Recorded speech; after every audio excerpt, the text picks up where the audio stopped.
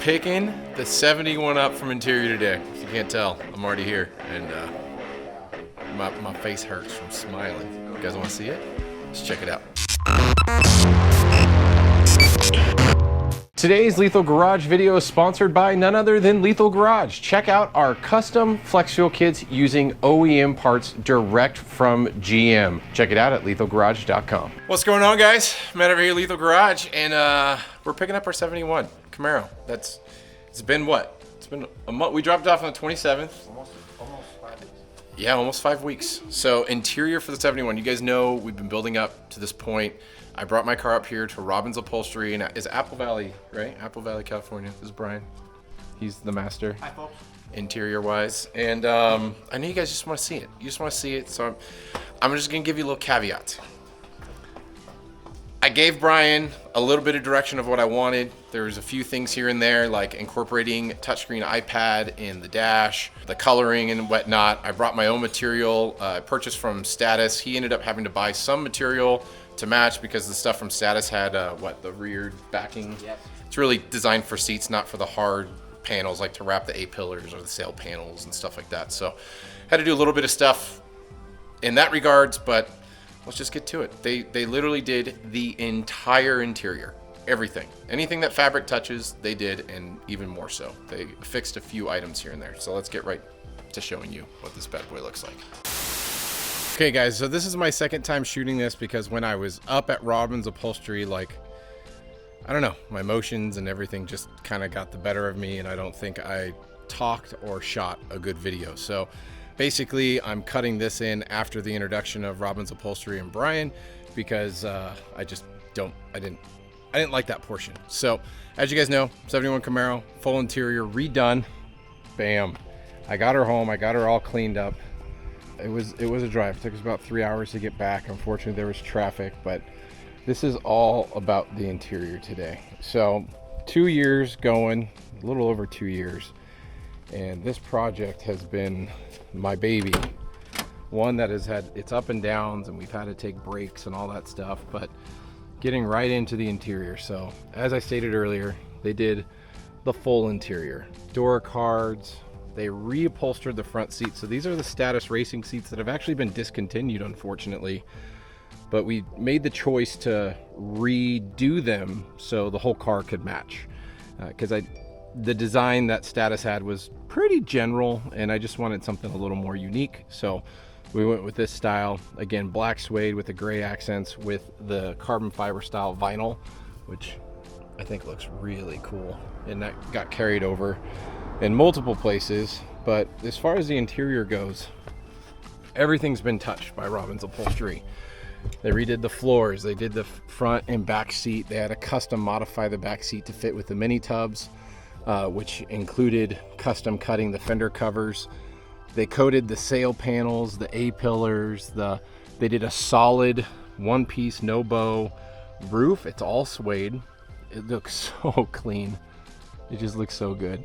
The window visors also got that vinyl treatment, which is awesome.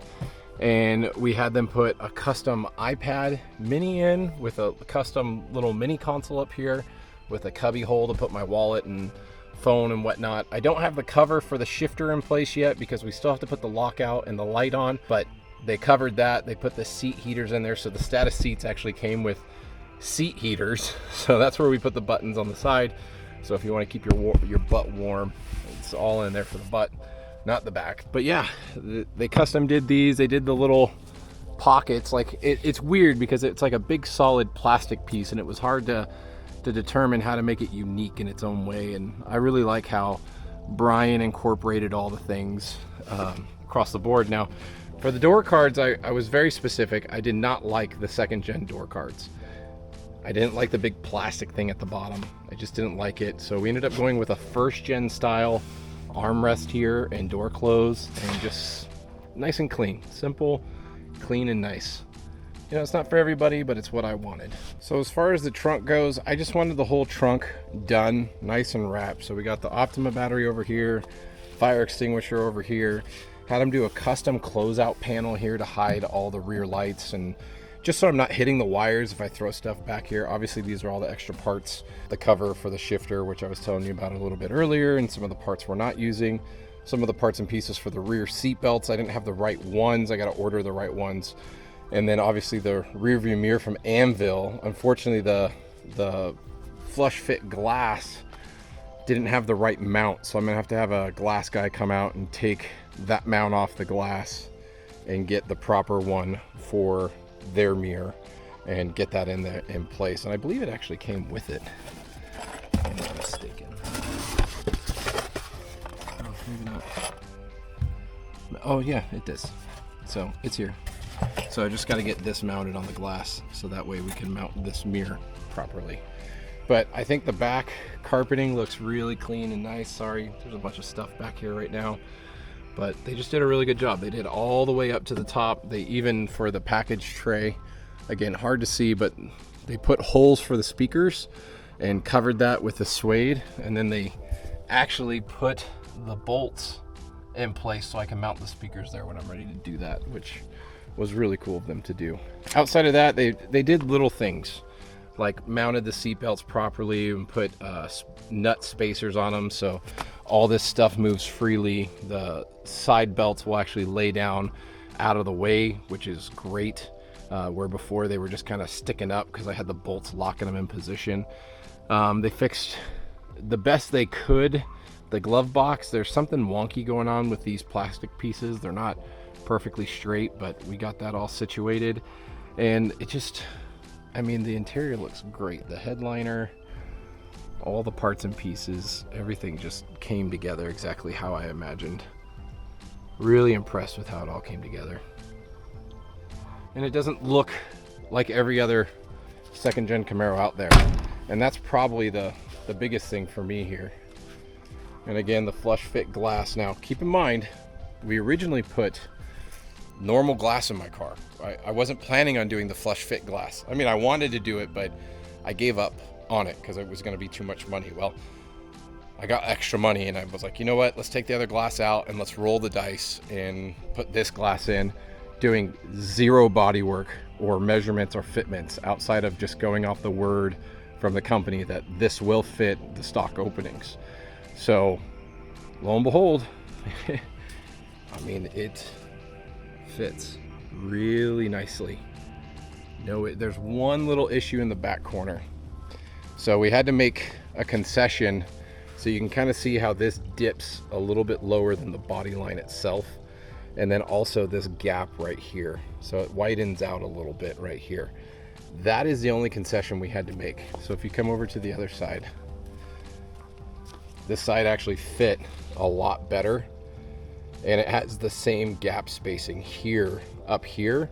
So obviously when we did the body work or something, we took a little more off on that side than this side, but if literally that's the only issue, I'm not even mad about it. So I think this looks pretty good. But if you look at the top, it's just a nice seamless look. Just looks clean. I honestly feel that was money well spent. It just looks so clean. It does get a little tight right here up against the body. There's like a hair. I could probably fit a hair in between there, but it looks really good. They did a really good job installing it. So the interior guys actually had a glass guy that helped get this set. I think they had 2 or 3 glass guys come out, and one of them felt confident enough to do it. And it was funny, when I walked up, I literally thought the glass was broken right in here. I don't know if you can see from the video, but it almost looks like this was cracked. But that's glue holding in the antenna part, and I forgot to tell them I'm not going to run an antenna. I don't need this part, so it's unfortunate it's there, but I could probably peel that out. It's just glue, but it looks pretty good. What do you think, Rich? Beautiful. Oh, wow. So Rich, you've seen his car in one of my videos on the United Pacific video. We showed the rear end, but yours is a 73, yeah? Yep. The Hugger orange style, and we've been kind of going back and forth through our builds, and he harasses me every day of, when's your car's gonna be done? When's your car gonna be done? It's still not done, but it's pretty dang close now. It's pretty dang close. So really excited about the interior. I think it turned out really well. Really happy with how it all panned out, especially for the cost. I mean, custom interior is not cheap.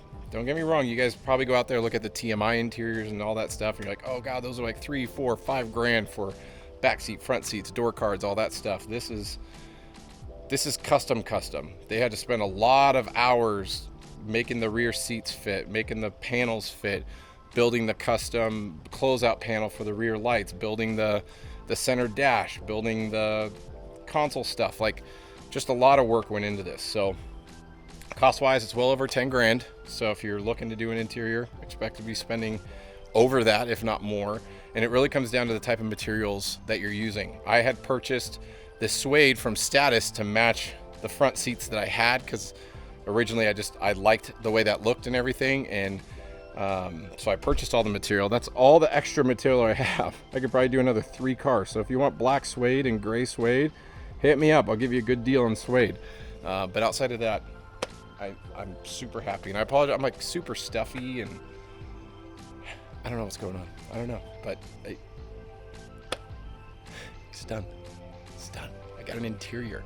I got a 71 Camaro that looks mostly complete. I could bring this to a car show and actually feel good about people walking up and checking it out. So, I don't know, you think it looks good, Rich?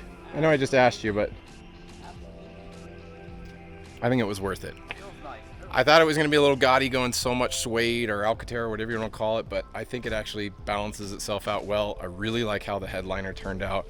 Here, we'll check that out again. It's just all one piece smooth up in there. He did such a good job with that. It's bueno. I still got to get the plastic covers for the seat belts. So, I mean, it's not done by any means, but it's 90% there. 90%. We still got to get final wheels and tires, and we still got to get the hood. Some of you guys harassed me about the hood. It's coming. It's coming. You know, give a guy a break. It's been a while since I've made an upload, so appreciate you checking out this video, guys, and until next time, I'll see you on the road.